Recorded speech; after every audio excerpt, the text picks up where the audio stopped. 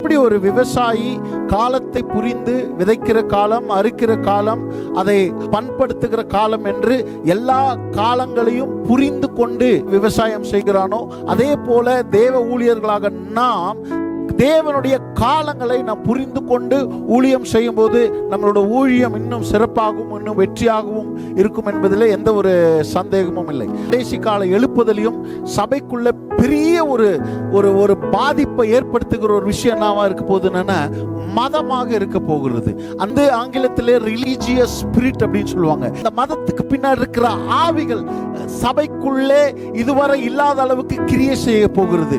Religious spirit அப்படின்னு நான் சொல்லும் போது எதை சொல்ல வரேன்னு நீங்க புரிஞ்சுக்க. தேவனை மனிதன் ஒரு பெட்டிக்குள்ளே வைத்து அவருடைய சித்தத்தையும் நோக்கத்தையும் மனுஷன் எப்படி நினைக்கிறானோ, மனுஷனோட வழியில தேவனை செயல்பட வைக்கணும்னு நினைக்கிறது தான் மதம்.